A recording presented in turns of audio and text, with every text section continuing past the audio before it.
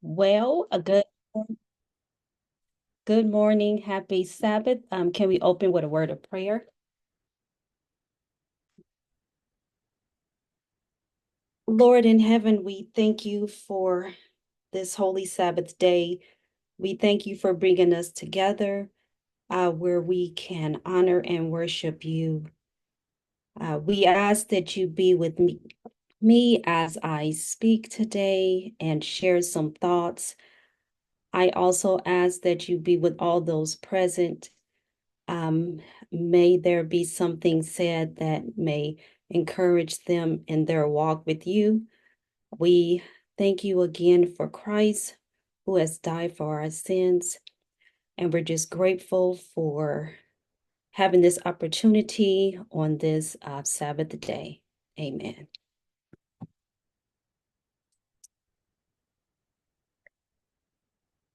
Okay, so today I'm going to share some thoughts with you about the trad wife movement. So I do have a PowerPoint presentation that I do want to share today, so I'm going to attempt to share that.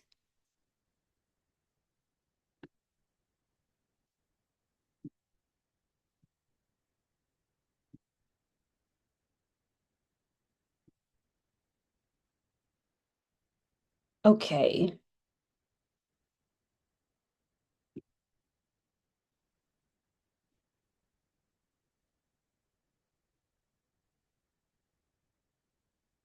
So this is the title of the presentation I want to present today, Tradwifery, a fight against feminism. So when we think about um, culture, we know culture is the fight for today. And it's not church, but it's culture against state. So when we think about Western culture, a trad wife or a traditional housewife, which is called a trad wife, is a woman that believes in and participates in traditional gender roles and marriages. A trad wife rather stay home and care for her household and believes that this decision does not diminish her rights as a woman, but trad wives may leave a career in order to embrace this gender role. They advocate for traditional values, viewing wives as homemakers and mothers. Tradwifery is a movement that's part aesthetic and part ideology, encouraging women to embrace supposedly feminine characteristics like chastity and submissiveness. And um, they trade this for feminist empowerment for this patriarchal vision of gender roles. And this ideology emerged as an online movement around 2020, not 2020, 2016.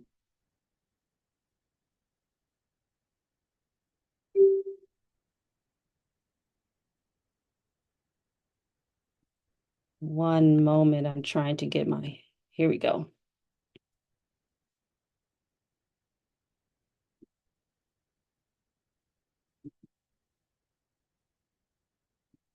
Whoops, I'm just trying to get this to work with me, this PowerPoint.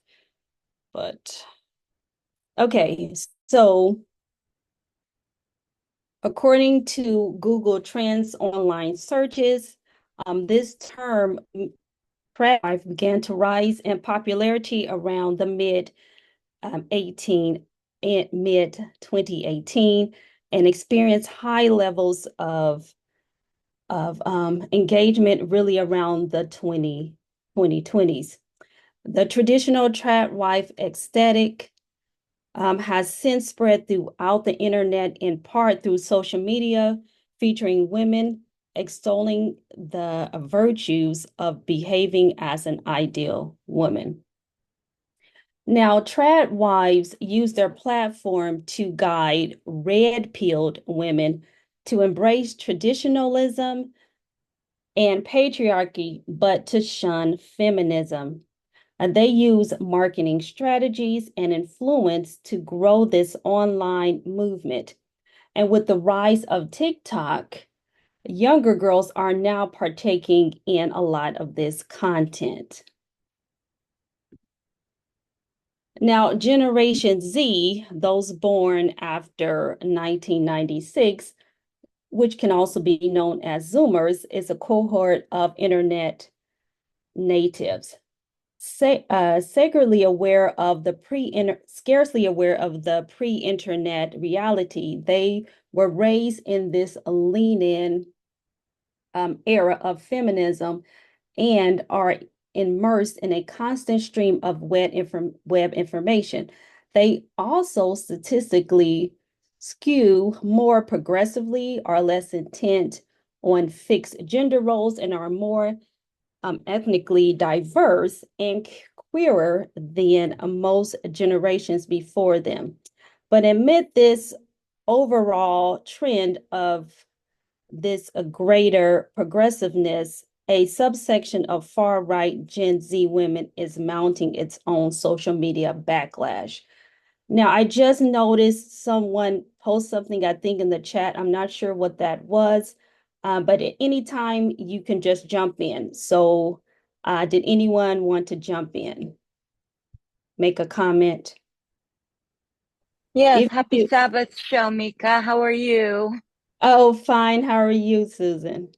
Good, thank you. It's wonderful to see you and see you presenting. I was just thinking when you said that 2020 was when the Tradwife movement really took off. Mm-hmm.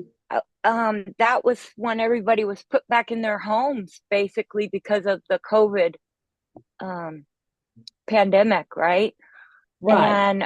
And that, to me, seems like that laid perfect timing for the trad wife movement because people were in their homes and you know sharing recipes and things like that because they couldn't go out with one another, and so you could just kind of see how that would make homemaking and all that, right? Just good timing, that's all. Okay, yes.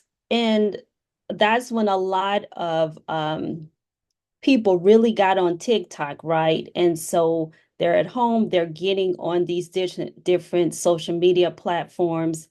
And so this really had this movement to really start to spread more on these different platforms. So yes. Now in this quote here, it says that these Gen Zs were kind of really coming in with this lean in era of feminism. And so the lean in era that some people uh, stated as being had to do with this book. There was a book written in 2013 titled Lean In: Women, Work, and the Will to Lead. And this book was supposedly encouraging women to assert themselves at work and at home. Um, but what people really found out as they critiqued this book and they delved in and really, read and tried to understand what was being said in this book, that the arguments here were like supposedly this message of women empowerment at the workplace, but it was actually a corporate backed campaign. And so it wasn't really trying to encourage women to step up, lean in at the workplace, but it was just really not what it was supposed to be. And a lot of people criticized that book, and they were saying that it really was not a step towards true radical feminism. So I just wanted to mention that because it mentioned this lean in era in this quote. So Tradwifery is really a complicated, it's complicated because you're mixing politics, you're mixing cultural trends, you're mixing patriarchy, misogyny, And it's all being packaged in this fun little videos, right? Like on TikTok and different social medias. And so you have these cute little packages of these mixtures of different things that's really captivating audiences. So here's a quote. It says, "This mystical portrayals also serves as a code language on demographic panics," end quote, harkening back to a time when American identity was primarily white, conservative, and heterosexual, and making an explicit call to restore that status quo. So critics, they say that trad wives really embody this toxic femininity and internalized sexism, and that the alt-right uses this as a means to recruit women, more women to this ideology. Now, although there is a connection to the alt-right, I cannot say that all trad wives are connected to that ideology, but certainly many of them are. And social media has definitely propelled this subculture of influencers, um, but the push from this media to have these conservative ideology as the forefront, as a norm, did not begin here. It did not begin with these trad wives. But we can look back to the 18th century and we can see that there was a flood of what was called conduct literature. So conduct literature, or like these books, is a genre that attempts to educate the readers on social norms and ideas. This began in like maybe the Middle Ages, AD 1000 to 1300, even to possibly late Middle Ages, AD 1300 to 1500s. And these conduct books remained popular through the 18th century, although they gradually declined with the advent of the novel. Now, in May of 1994, there was a book published. It's titled Learning to Behave, A Guide to Conduct Books Before 1900. And what this author does with this book is she tries to describe what these conduct books were and what purpose they served at the time. And what she says is there these texts that is intended for an unexperienced young person or a youthful reader that defines an ethical Christian-based code of behavior, and that normally includes gender role definitions.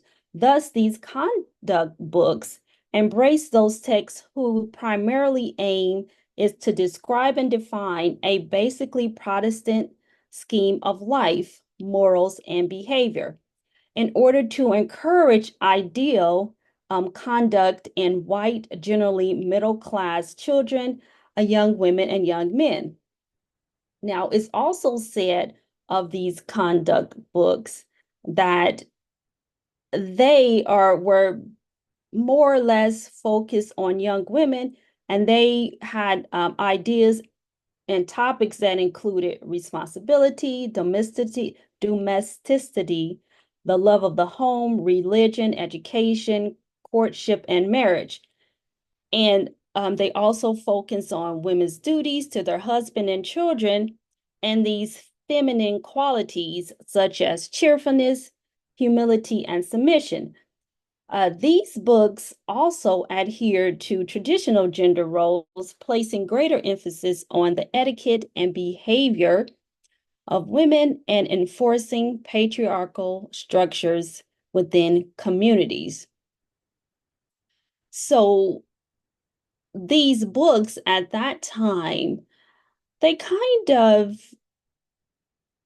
you could kind of see a parallel to how we have internet and social media today. We have these trad wives trying to um, encourage people towards their conservative ideology, how a woman should be, what are feminine qualities. And you can see the same thing with these conduct books at their time. So I just thought it was interesting that here today we have this influence flourishing and how this influence was also in the past. Of course, we knew it was in the past, but I didn't know particularly that there were these books that were actually published to press these issues. So in the 18th and 19th century in America, gender roles and women's submissive behavior wasn't only described in conduct books, but they were mandated by the law. Married women were forced to live under coverture. This legal doctrine took away from married women their individual legal identities and placed them under their husbands. Now, coverture, it is an Anglo-American common law concept derived from feudal Norman culture that dictates a woman's subordinate legal status during marriage. Prior to marriage, a woman could freely execute a will, enter into contracts, sued or be sued in her own name, and she was able to sell her own real estate and personal property.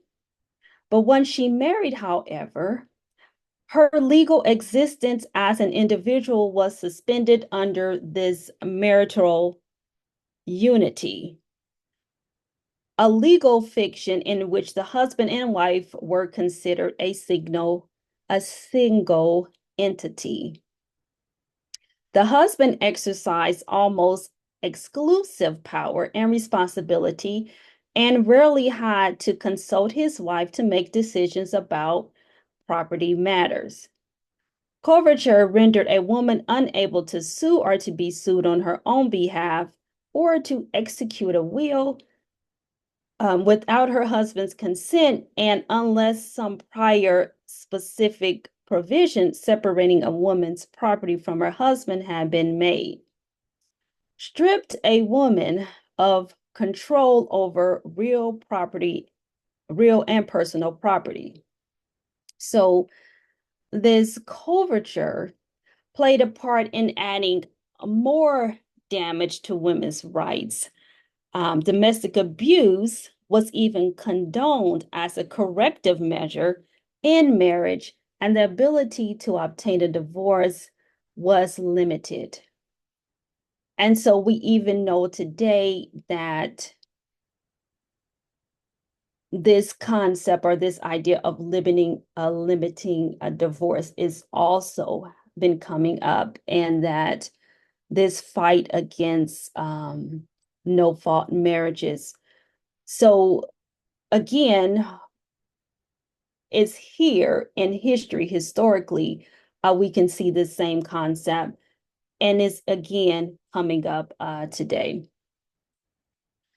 So this push from tradwife ideology with its traditional gender roles and traditional marriages can be said to have an effect on going back to these days of coverture and erasing the gains that women's rights, the rights that women have accomplished thus far. So there is a connection around how this ideology of Tradwifery is sort of trying to pull us back to a earlier time in America where women's rights and things are limited. So now I want to look at Tradwifery, race, and religion. So the majority of trad wives are white, but there is a growing number of Black women embracing this ideology. They aren't using the concept of traditional marriage, but a biblical or submissive framework. These Black women claim, quote, traditional marriage is the key to liberation from being overworked, economic insecurity, and the stress of trying to survive in a world hostile to our survival and existence, end quote. So, this framework of a biblical marriage among Black women is rooted in society and history. And you have this history of oppression that perhaps influenced some Black women to desire to leave their professions under this pressure. And if we think back to Black women, we know there was a time when they often worked in white people's homes, cleaning and cooking and caring for their children, which left them little or no time to care for their own children.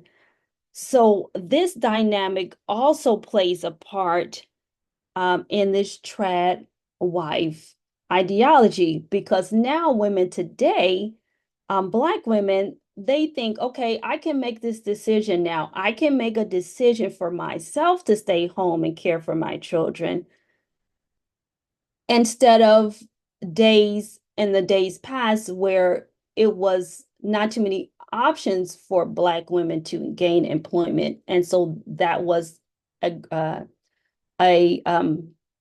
line that they went under, a field that they went in under, caring for other people's home and cleaning their houses.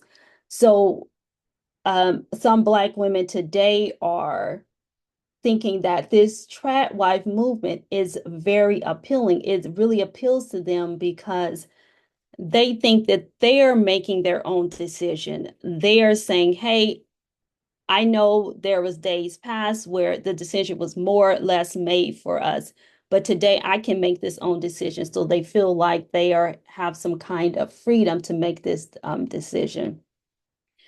And so we can see how this is really being promoted to Black women, and they're thinking that I'm making a decision for myself. Now, many traditional Catholics align themselves with conservative values. They often agree with right-wing political ideology that promise the protection of the Catholic housewife and her family. These Catholic women, like trad wives, don't agree with modern thoughts surrounding gender, but distance themselves from the waves of feminism to promote gender equality and intersectionality. Radical feminists critique the ideas and restrictions of housewives of the 1940s and 50s, which Catholic trad wives embrace, believing that this is what constitutes divine womanhood. So I want to read this quote. It says, trad wives collectively counter fourth and fifth waves of feminism by arguing that a strict gender binary is the only way for women to retain their rights and communities. This same fear of losing a way of life that far-right American politicians exploit today impacts how Catholic trad wives believe that progressive political action will destroy the sacred role of the mother and wife. Through their connection with mainline trad wife influencers and their far-right Republican counterparts, Catholic trad wives are part of a growing contingent of Catholic voters who conflate the fight of traditional Catholicism with the fight for conservative American political values. So now here we can see how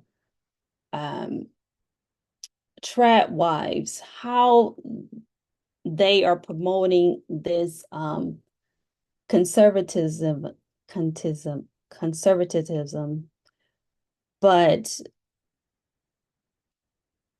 there is a connection also politically. So we know that the RNC just recently passed, and we know the November election is coming up here. And this push from this ideology is conflating with politics because it's running in conservative lines. And so again, we have this November election coming up. We know that abortion is not guaranteed anymore all over the United States because of that overturning of Roe v. Wade. And we know that the attacks are mounting with transgender. And so these Catholic tradwives, they are mobilizing and they will play an important role, not only in the elections that's coming up in November, but also American politics as a whole, the future of these politics. So if we have young people looking at these short, cute clips of trad wives on TikToks, they don't see some of the underlining um, ideas that's being pushed towards them. They don't, I can't say they all don't see it, but many don't see it anyway. But there is definitely a connection. And this is how um, we can see that this is connecting somewhat with what Alyssa was shared earlier. Yeah, you Uh, can, just one second, you can also see that with the fast brain as well, going to TikTok and getting these ideas without more information of what is underlying all of this. Good study. Thank you. yes, yes. And you know how she talked about disengaged voters. So yeah, they're going to the social media and they're getting their news. But in this case, they don't think they're getting news. They just think they're just seeing this aesthetically beautiful um, idea of family, wife, and so forth. But there is this underlying current that's involved in this ideology. Yeah.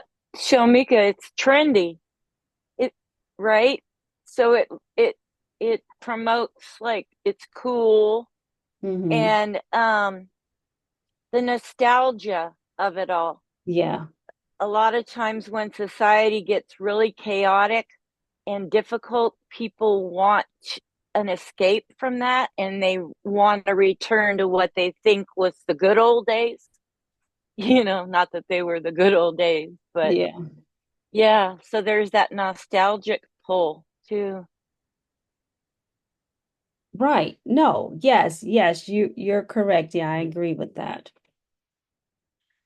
Another aspect I want to look at with this subject is relationships. So, in order to hook some women in this trad wife ideology, some will exploit women's feelings of discontent or frustrating in the workplace and portray feminism as a group of women who dislike men and adhere to far right or far left beliefs politically. Some even say that feminism on the left is what creates this feeling of emptiness in women, but they don't stop to think of the impact that institutionalized sexism has on women and how this affects their well-being and relationships. Now, being a trad wife is also isolating. It's isolating because you have a woman spending most of her time at home, caring for her children, caring for the home. You have the husband out working, and you can look at this as a way of escape. You just mentioned that, Susan. So, this way of escape from having other relationships, which is contrary to how God made us, how we are made we are created beings to have relationships. We know that there's 5 types of relationships that we have. And so if you are this trad wife, you can see that this is not really God's design as you are isolating yourself. And when it comes to having a relationship with other men, you know, does this practice kind of stem from the Me Too movement? Because when you think about having a relationship with many men in your surrounding, in your environment, you may feel like you're more prone to harassment or abuse. But when it comes to this trad wife, you're more isolated. You're mainly having one relationship with one male. And so they may feel more safe, right? Because they don't have to encounter a lot of men. They may think that, oh, I'm in a safer position because I don't have that contact. So I want to read this next quote from NPR. It says, "What feels like the most alarming consequence is that tradwife content encourages people, and specifically women, to withdraw from the public sphere. By idealizing the home, the tradwife induces us to think that the outside world is just not worth participating in, and that's actually a horrible consequence for both political reasons and also for individual people. We are sustained by our connections to the outside world. We're sustained by our chance encounters with strangers or people we don't know. That's something we should really push against, this isolation, this idea of isolation. And so not only do you see this trad wife ideology um, moving through politics, you see it moving through relationships and how God created us to be these beings, to have these relationships with others around us. People come here to these meetings because you have relationships, right? You have relationships with the individuals here. So this Tradwifery movement is the opposite. It's creating more isolation, which is not why, not the way it should be.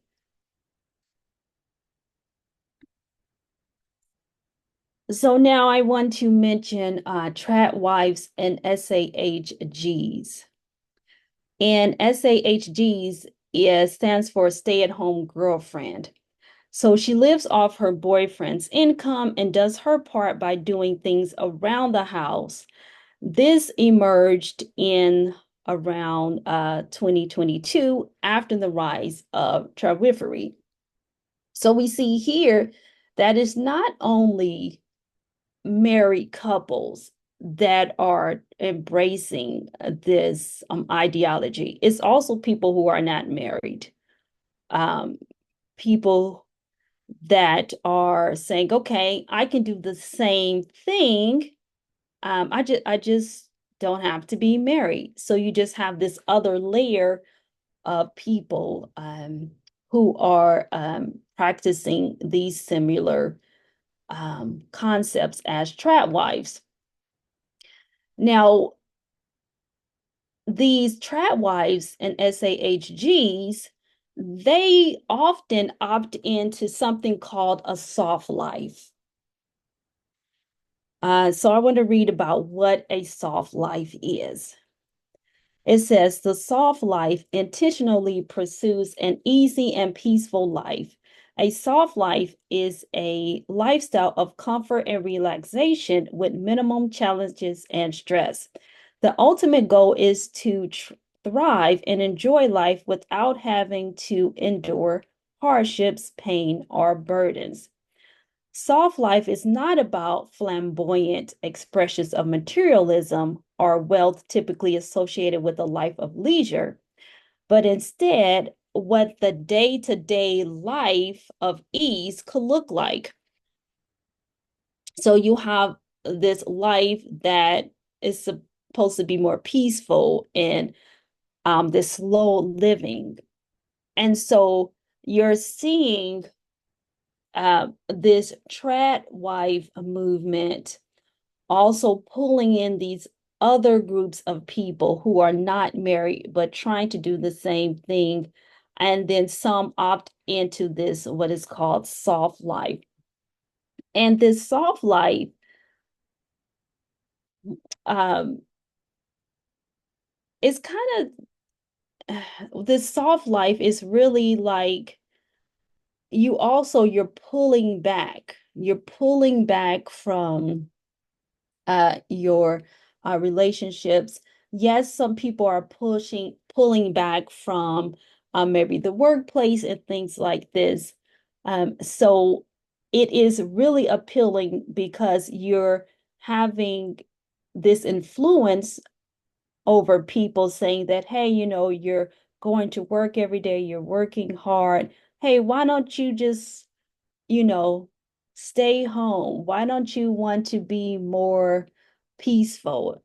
Have this more relaxed and slow living. So that's another way to present this same idea. Not that you have to be married and so forth, but hey, don't you just really want to slow down? Don't you want to have this more softer life? Now, Gen Zs, they are more interested in experiences that promote promotional growth, personal growth, emotional well-being. Young women, no matter if they're married or not, they are expressing this desire to step back from this daily grind, right, of a profession.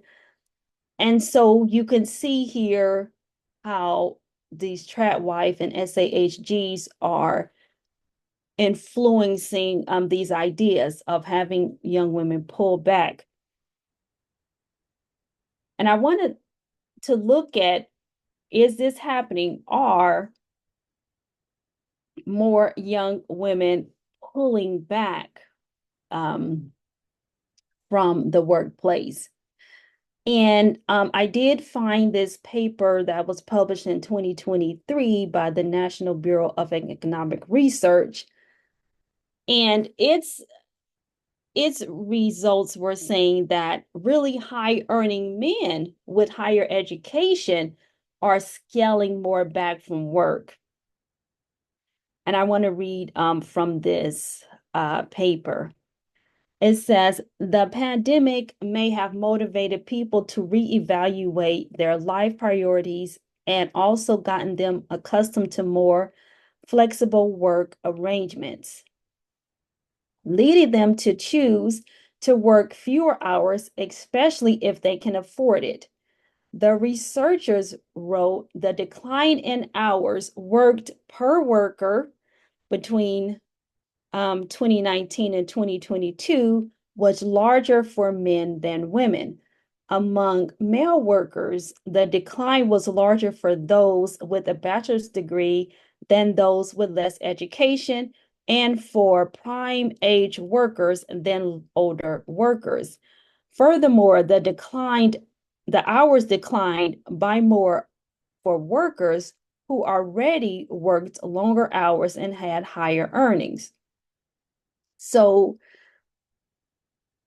this research paper is saying you have more men pulling back on their work hours, these more higher educated, higher salary individuals doing this. So then you think, is Tradwifery a facade? Some people think it's a facade because there is no, I can't say no evidence. There's not a lot of evidence that women can do the same thing. Are they able to pull back their work? Are a lot of women able to do that? And they're just really not seeing that. So now it's saying, is this ideology a reality? Because you don't see from research, you don't see a lot of women doing this. So even though you can see these influencers on these different social media platforms, promoting this ideology, is it really reality for women? Is there a large group of women really doing this? And so we know that when you have young people on social media, they see different things, they read different things, and they think this is, oh, okay, lots of people are doing this. Um, this is really a big thing. I need to get on board. But is that really true when it comes to this subject? Are there many women doing this? Yes, we know there are some doing this because they're promoting it, but are a lot of them actually having the ability to do so?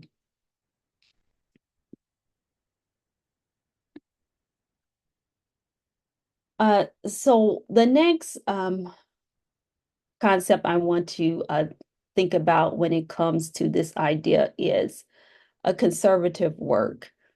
And I want to read something that I found that makes this connection between this ideology and Project 2025.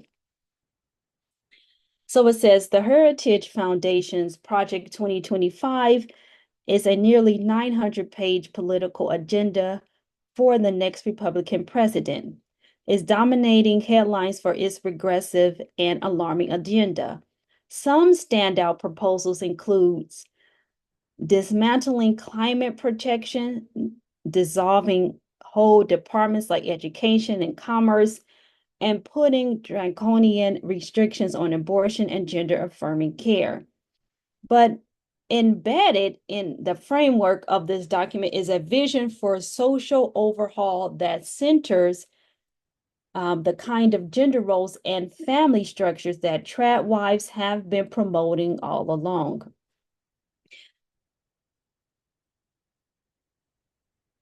Dig into the section that deals with the Department of Health and Human Services, for example, and you'll find a plethora of language advocating for a return to patriarchal values and a definition of family that is very much rooted in Christian fundamentalism.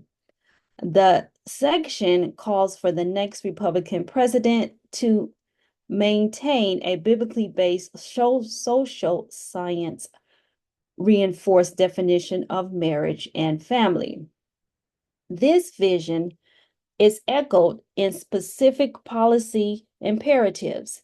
The plan calls for the redirection of temporary assistance for needy families, the TANF program's dollars, which generally are intended to support poor women and their children. They're going to do that. They're going to move those funds more towards supporting marriage, healthy family formation, and delaying sex to prevent pregnancy. And them and this Project 2024 trying to move or proposing that they want to move funds from TANF, this federal program, right, that is helping these poorer people to care for their families and to put it towards this their idea of family.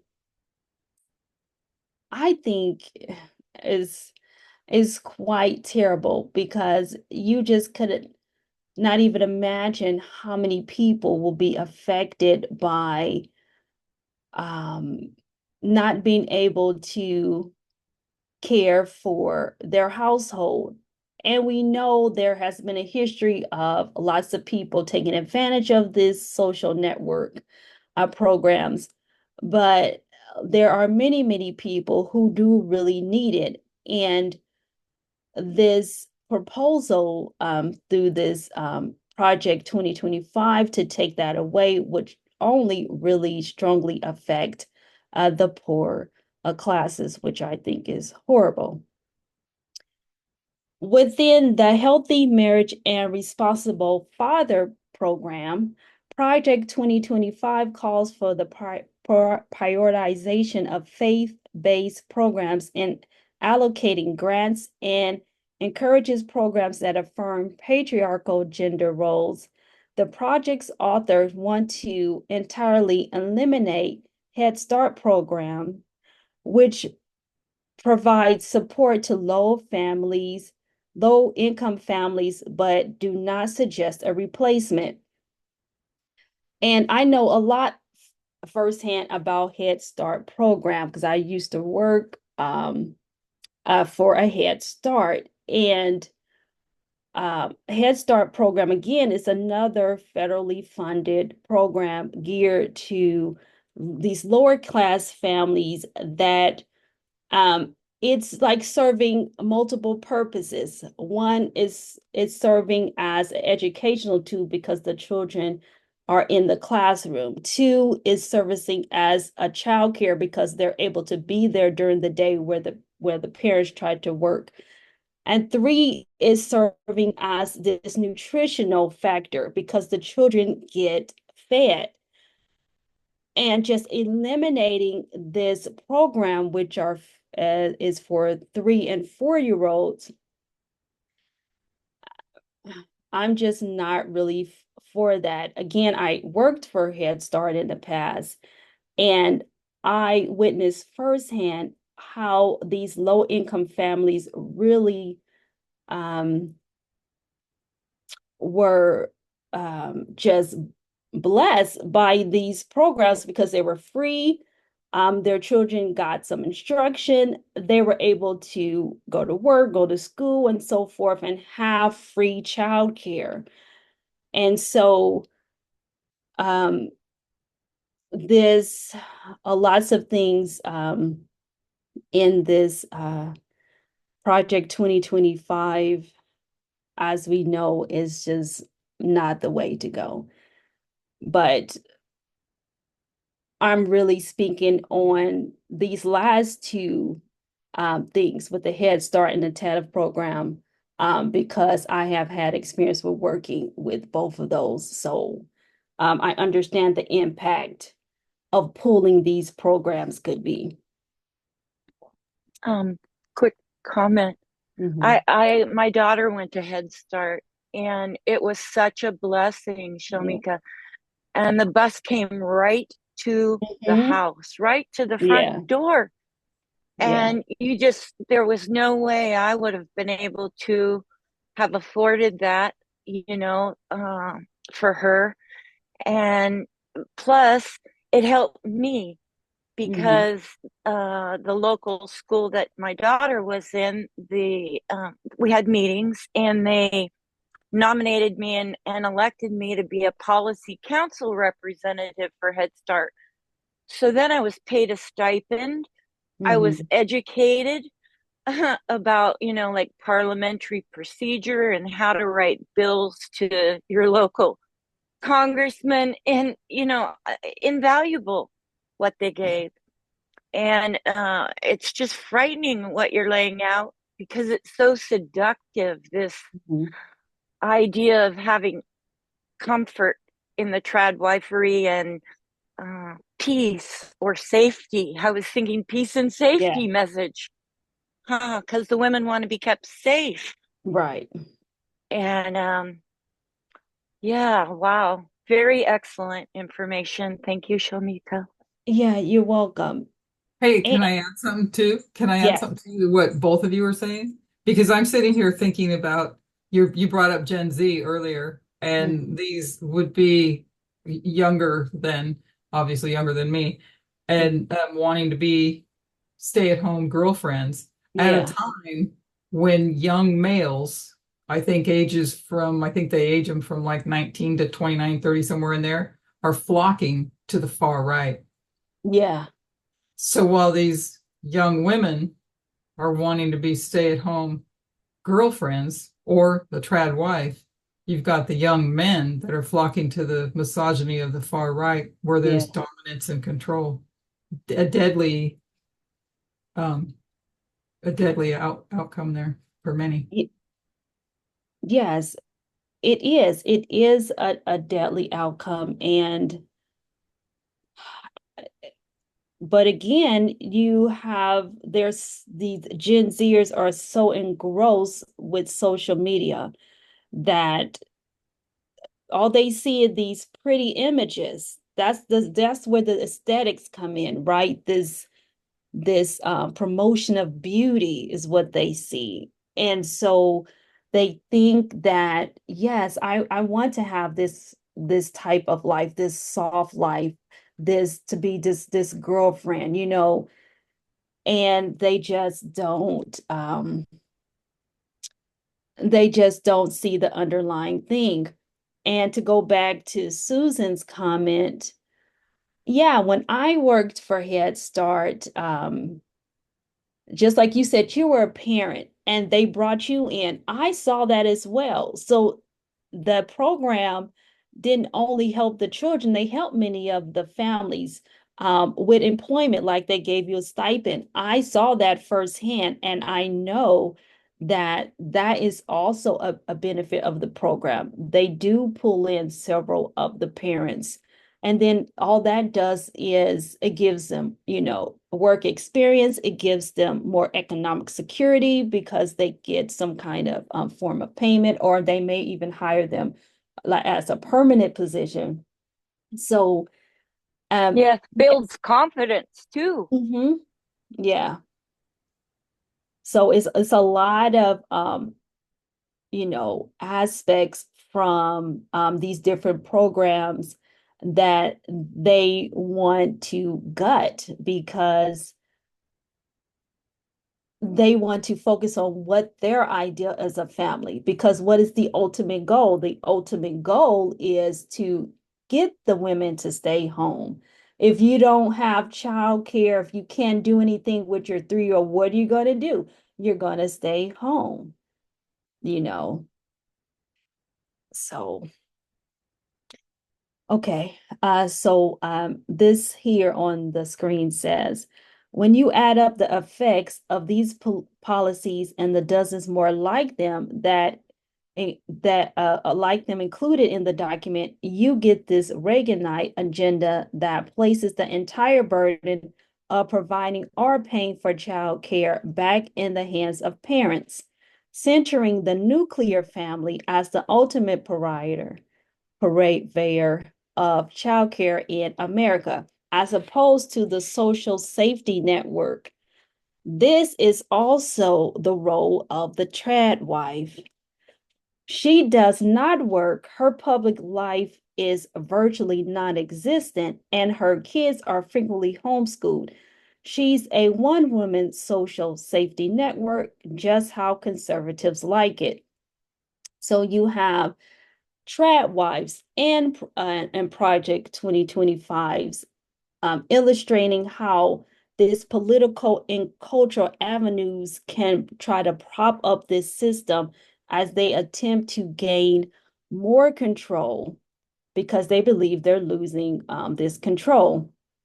And these Project 2025 writers want their idea of a family as the centerpiece of American life.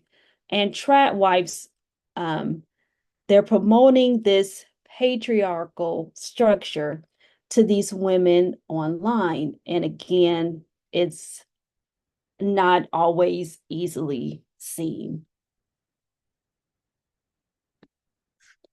So the last thing I want to touch upon are the dangers of Tradwifery.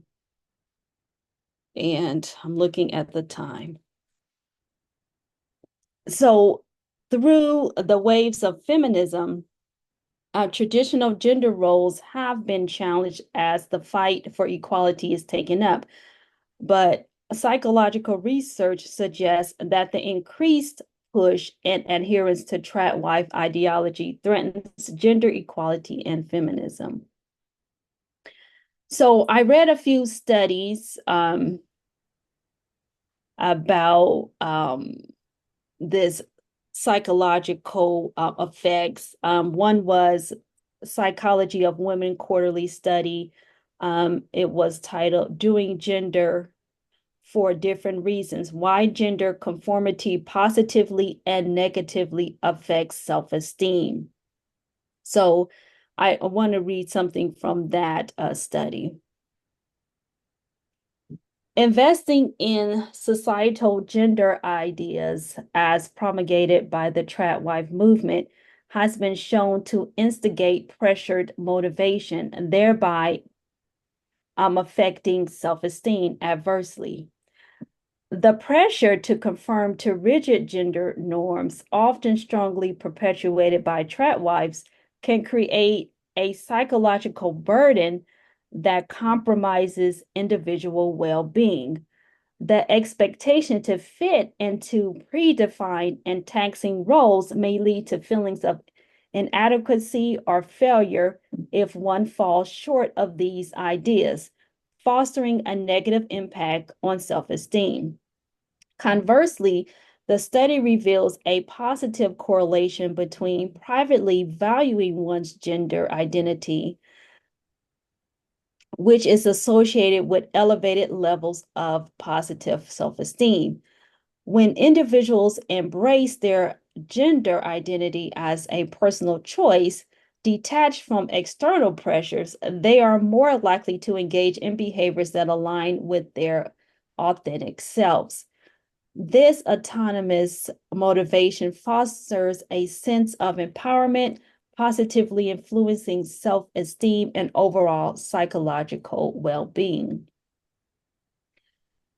So as we have these young people watching these different videos and things, they are like funneling them into this like binary, right? This when it comes to gender. And according to, different studies, we can see that this impacts people negatively. And, we're all for gender equality, no matter what your gender is. But this ideology wants to funnel you into the binary. And that's just another aspect of this, because what are they promoting? They're promoting this traditional family. And so this affects people. And how often do we hear about the challenges that LGBTQ people have when it comes to self-esteem, because they're constantly being bombarded and trying to be pushed into this binary that is not well. And this movement here is also compounding on that. It's trying to push people into this binary. So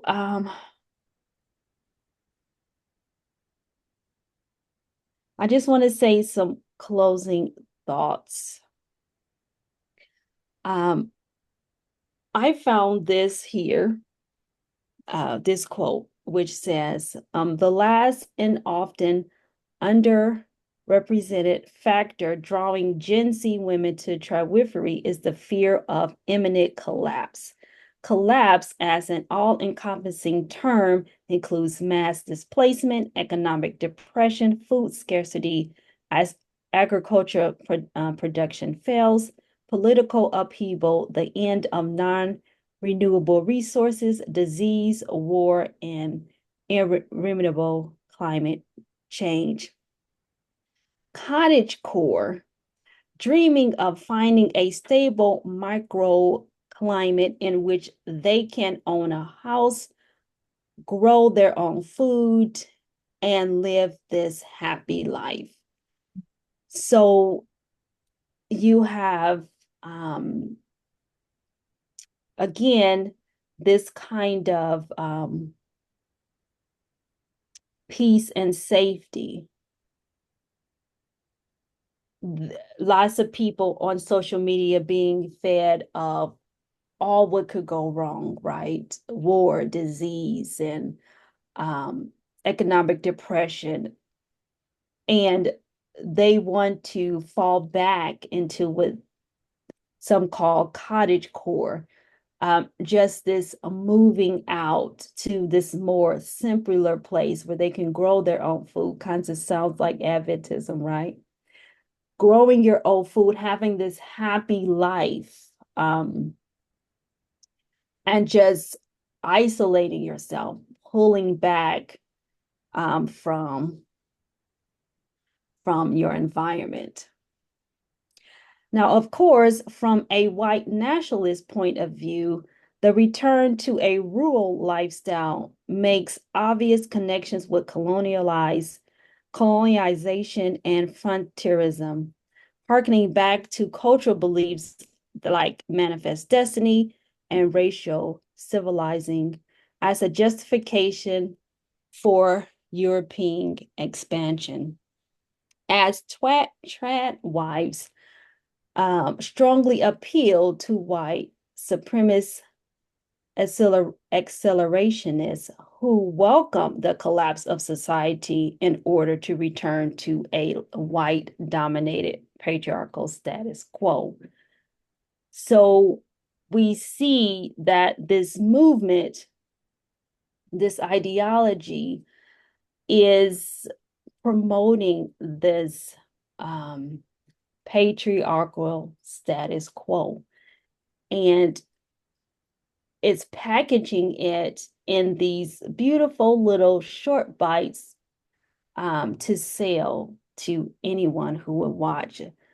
So what I hope that we can see today is that social media and these ideologies that are promoted can be very subtle, packaged very neatly, where people are put on a path that they may otherwise not have gone on. You watch one, two, several of these trad wife videos, more comes up in your feed. You're watching more that continues you on this path that only leads to death. So that is what I wanted to share today. So I will stop sharing. This was really Okay, good. so any thoughts? I'm sorry, I wasn't reading the chats. I don't know what was in there. This was really good. I was going back to the social systems. There were some comments that were made on the social systems in there and how they actually help society and help economy. And I was thinking that by removing those, I had to write down my notes so I wouldn't forget. It forces women to stay in abusive situations, whether it be physical or emotional. It forces them to stay. They have no options, and it makes life harder. You need those social systems. Yes, and yeah, you're correct. You need those social systems. And I believe that is a reason why they want to remove those because Yeah. you don't have those social, you don't have the TANF program. If you have like, let's say a single mother with children and she's working one job, two jobs, and she still needs that extra help, you remove that from her, it just makes it just more difficult, right? She may feel like she can't even work that second job, and then she needs to fall back on something, and it may force her back into a relationship that she doesn't want to be in because she's thinking, well, what do I do now? Because I don't have that extra help. I don't have Head Start to watch my children while I work, a shift. And so, yeah, those social um, safety net programs are very important. And again, this ideology, this midwifery is just funneling people away from that to just not only people as married couples wanting to have the wife stay home. Now you have these young people who are girlfriends that are staying home and thinking that, okay, I'm just going to get taken care of by this man, and that this is the way to go because I want to just be more laid back and relax and have this soft life. I was also thinking about, Revelation 18, talking about Babylon has fallen, come out of Babylon, my people. And you can literally see this real clear in this study. They're fighting to save patriarchy Yeah, from collapsing. I was thinking of that one slide, but they're fighting to not have patriarchy collapse. They're exactly. they want that patriarchy to stay. Wow. Yeah, they do, and they're using so many different avenues and trying to pull people in early, getting these Gen Zers into this idea that, this is the way to go. Oh, I am so sorry. I just saw a hand from Fail, but I don't know if there was a hand before that. Uh, Let me open. So if anyone knows that they were before Fail, go ahead. I think his hand just went up, so you're Oh, good. okay. Your hand just, okay, I go was ahead. watching it and I didn't see that before, so that just went Yeah. up. Yeah, no, it just went up. I just put it up now. Okay. Yes, so thank you, Shelmika, for Ah, this thank wonderful you. teaching.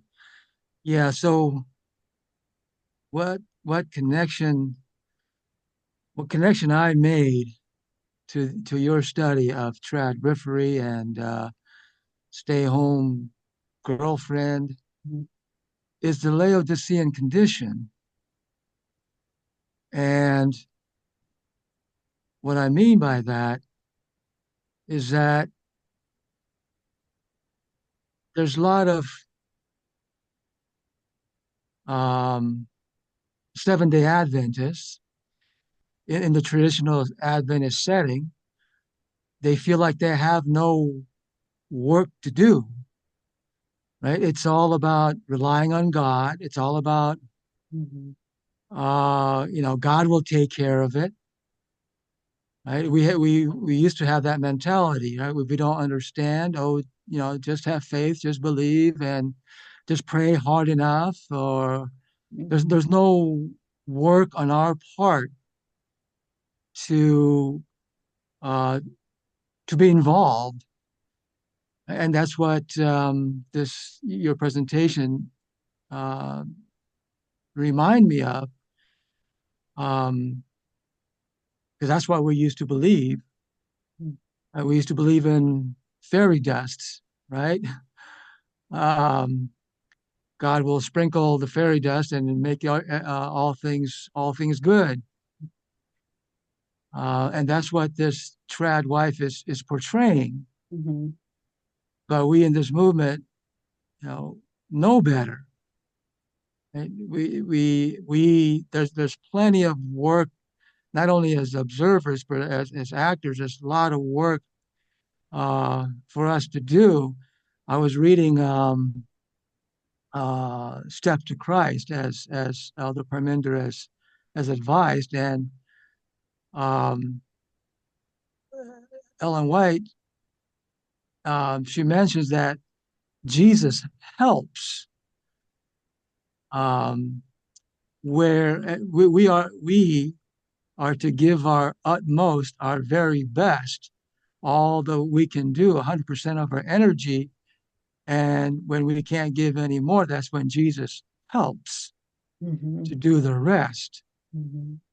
And so this that's this tradwifery, it is very dangerous because the Seventh-day Adventists, traditional Seventh-day Adventists, can listen to this, and it's along with uh, um, the, uh, the traditional wife's role in that's written in the Bible, right? I mean, it just goes right along, and it seems very reasonable. It seems very soothing, but we know it's absolutely dangerous and just keeps you in the Laodicean condition. Can come across as selfish as well, because if you're okay, I'm gonna maybe this is gonna sound wrong, but if you're in a you say SDA in a marriage that works well with that environment and you're happy and everything gets along, you're not seeing beyond your own world what's going on to really understand. That's why I put ISAV in there, because well, Department brought that up too with the Laodicean condition. They lack the ISAV, that they don't have the discernment to see. You're looking at yourself and you're happy, all is going good. You've got the suburban van and soccer mom, and everything's all good for you, but it's not good for generally a very large population of women. Yeah. Elaine? Right. And go ahead. Oh, I'm sorry. Uh, I got in late, but I'm hoping that this presentation is being recorded. Yes. Yes. Thank you. A question for you, Elaine. Interesting your comment in the chat. Was this verbatim? Did he said that? Those words? Oh yeah, the one that I put. Yeah, that was Trump yesterday, I You're not think. kidding? I don't know if Shelmika maybe wants to read it. Because it kind of goes Let to me see. somewhat. It's linked to this as well, but how it's going to What? affect anyways overall. Wow. Yeah, you can see the video too. I pulled it out of an article, but it was posted as well on Twitter or Oh, I don't have X. Twitter. I wouldn't have seen Twitter. But wow, profound. Yeah, Thank you. yeah. I don't know if you want to read it. You can if you want, Shelmika, to help. Okay, let me look for It it. was kind of a long one, so Oh, you'll the see it. long I mean, one. not long, but I mean, just to see it in the chat. Okay, that starts with after repeating. Yes. After repeating the usual unfounded claims about mail-in voting, Trump launched into an appeal directed at Christian voters. Christians, get out and vote, yelled Trump. Just like time, you won't have to do it anymore. 4 more years. You know what? It'll be fixed. I'll be fine and you won't have to vote anymore. My beautiful Christians, I love you, Christians. He added, you got to get out and vote. In 4 years, you don't have to vote again. You'll have it fixed so good you're not gonna have to vote. Isn't that frightening? Yeah. I don't know what's more frightening, what he says or that people like what he says. Yeah. And again, you have um these different people getting on the bandwagon of this ideology, from Catholicism, from you have these Black women getting into these different aspects of Christianity. And again, you have him, like we just read with this quote from Trump, like, hey, I am upholding these conservative values, vote for me, come out and vote and so forth. So again, it's just all these different lines connecting, and different people coming from different walks of life, converging on this same, uh, ideology of this conservatism. So yeah, wow. He is saying you don't need to vote. What does that mean? If you don't need to Yeah. vote again in 4 years, it's because there's a dictatorship. It's like, wow. Because Plainly. where else do you not vote? Or the He's vote. telling them the truth, that's for sure. He what? He's saying the truth. Yeah, well, that's what I was reading a lot of the comments on there too. They were saying he's saying the quiet part out loud, or there it is, you know. If anybody doesn't get what he's saying now, you know, he's saying it plain. It's but what's sad is so many, like these trad wives as well, so many Christians will actually, they want the life that he is showing them, but he's deceiving. They're deceived by what they're really going into. And I think that goes back to what Elder Parmenter is trying to get us to understand about voting as well. Um, and how do we vote? And not just for our own sakes, but look at what Elisa just gave us as well with the disengaged voters, the damage that it causes to be disengaged, and what you brought into it today just shows it even more clear that it's come out of patriarchy, my people. I agree. And you know, there's such a fatigue in people. There's an exhaustion in people because of the chaos. And people would rather have somebody make the decision for them, the easy fix. You know, let's just let Trump take care of everything for us, you know, so we can have our comfort, like you said, our peace and our comfort. And let's just get back to the good old days, you know? And it's just, they're only thinking about their own, what's right in front of their own face in their life, and not being able to see into the future of what's going to happen as a result of all this, you know? And even when you were talking about, um, doesn't that sound like Adventist? Because while you were sharing, you know, move to the country, the rural life, I'm like, wow, I was trying to make sure that I don't fit into those categories. But in some ways I do, because I did want the rural life, the slower life, the I did want to get away from all the chaos. And I hope it's not just for peace and safety reasons, if you know what I'm trying to say. No, Yeah, I but think it there's takes out some of the noise when you yeah, think it about takes out the noise. noise, It but makes it you it better able to study without the, you know, and yes, be able that to see what's all happening that. without all that noise. I don't mean the Yeah, literal noise, but the chaos of the yes. hustle and But bustle. you can see how they align very closely, right? Mhm. The two Yeah. paths, they align very closely for different we have different reasons, but the paths are very similar. You know, it's Thank also you, interesting Shelmika. too, as you brought that up, because in the cities, that's where a lot of the liberals tend to be. And here we are out here, basically red country. A lot of us, when we left the city, we wound up in these rural towns where it's all red. It's interesting. Yeah. Light in dark places. Yeah. Light in dark places. Okay, well, thank you for your comments. Anyone else?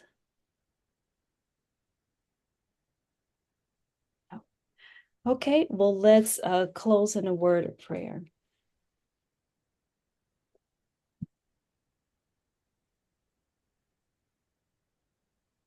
Dear Lord, we thank you again for this Sabbath day. We thank you that we were able to come together um, to share with one another and to try to understand more clearly that there are many, many forces and many different avenues leading people to patriarchy. And we just want to understand these avenues and these ways, Lord, because we don't want to be on that path. And we want to be awakened from these dangers. So we thank you for being here with us. We thank you for your son who have died for our sins. And we just praise you and bless you. Amen.